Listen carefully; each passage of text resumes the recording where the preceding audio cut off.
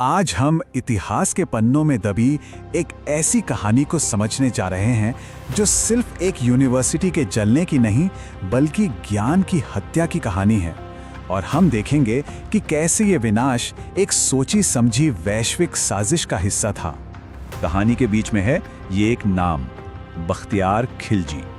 एक ऐसा नाम जो आज ज्ञान के सबसे बड़े नुकसान का दूसरा नाम बन गया है। ये समझने के लिए कि हमने क्या खोया, पहले ये जानना जरूरी है कि नालंदा आखिर था क्या।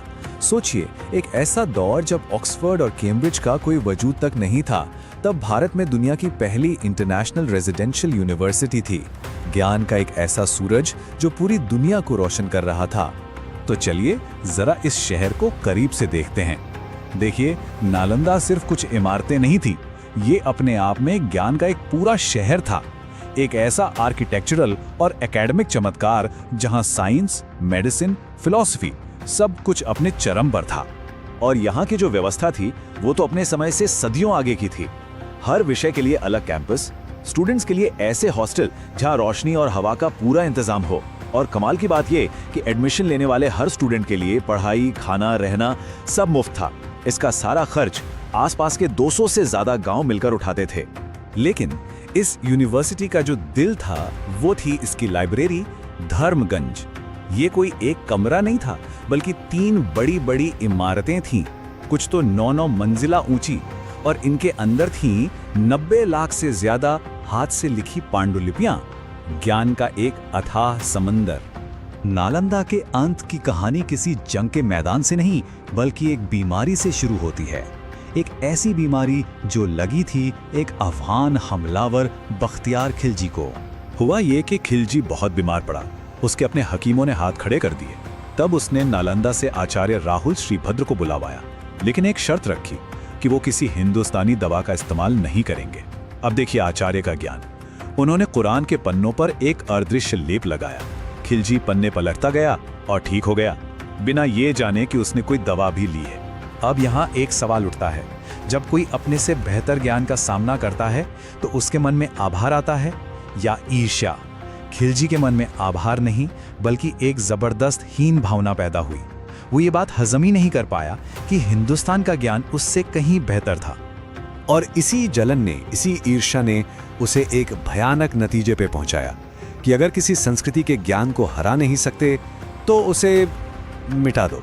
साल 1193 में खिलजी ने अपनी फौज को नालंदा पर छोड़ दिया। फौज का सामना किसी सेना से नहीं, बल्कि हजारों निहत्थे बौद्ध भिक्षुओं, विद्वानों और छात्रों से था, जिनके हाथ में सिर्फ कलम थी। उसने उन सबको मौत के घाट उतरवा दिया और फिर हुक्म दिया कि धर्मगंज में आग लगा दो, वो 90 लाख पांडुलिपियों को जला दो। इतिहासकार लिखते हैं कि ताड़ के पत्तों और छाल पर लिखी वो किताबें और पांडुलिपियां 1-2 दिन नहीं, बल्कि 6 महीने तक जलती रहीं। सदियों का ज्ञान राख बनकर धुएं में उड़ गया। लेकिन रुकिए, ये जो विनाश हुआ ये कोई अनोखी या इकलौती घटना नहीं थी। इतिहास गवाह है कि जब भी किसी हमलावर को किसी कौम को जड़ से मिटाना होता है तो वो सबसे पहले उसकी याददाश्त, उसके ज्ञान पर हमला करता है। ये एक भयानक पैटर्न है जो हमें बार बार दिखता है। चाहे वो 1258 में बगदाद में मंगोलों का हमला हो जिन्होंने सारी किताबें टिग्रिस नदी में फेंक दी, या 1930 के दशक में जर्मनी में नाजियों का जिन्होंने हजारों किताबों को सरेआम जला दिया। ज्ञान का विनाश हमेशा से युद्ध का एक बड़ा हथियार रहा है। और ये कोई सुनी सुनाई बात नहीं है।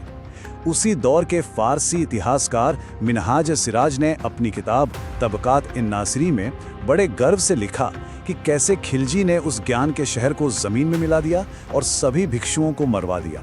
लेकिन भारत के ज्ञान पर यह हमला खिलजी की आग के साथ खत्म नहीं हुआ। नहीं, इसके बाद एक और हमला हुआ जो ज्यादा खतरनाक और ज्यादा चालाकी भरा था। 19वीं सदी में आए अंग्रेज, खासकर लॉर्ड मैकॉले, वो समझ गया था कि असली जीत जमीन पर कब्जा करने से नहीं, बल्कि लोगों के दिमाग पर कब्जा करने से मिलती है। खिलजी का हथियार आग और तलवार था, मैकॉले का हथियार थी एजुकेशन पॉलिसी। उसकी योजना बहुत साफ थी, एक ऐसी शिक्षा नीति लाओ जो भारतीयों के मन में अपनी ही भाषा, अपनी ही संस्कृति के लिए हीन भावना भर दे। एक ऐसी पीढ़ी तैयार करो जो खून और रंग से तो भारतीय हो, लेकिन सोच, पसंद और अकल से अंग्रेज हो। फर्क बस इतना था कि खिलजी ने किताबों के पन्ने जलाए थे और मैकॉले की नीतियों ने लाखों लोगों के दिमाग जला दिए। उसने एक ऐसी मानसिक गुलामी पैदा की जो शारीरिक गुलामी से कहीं ज्यादा लंबी चली। उस जमाने में ज्ञान बहुत नाजुक था। छाल और ताड़ के पत्तों पर लिखा हुआ एक चिंगारी से खत्म हो सकता था।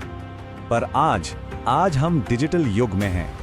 आज हमारे पास ऐसी टेक्नोलॉजी है कि हम अपनी पूरी विरासत को, अपने पूरे ज्ञान को हमेशा हमेशा के लिए सुरक्षित रख सकते हैं।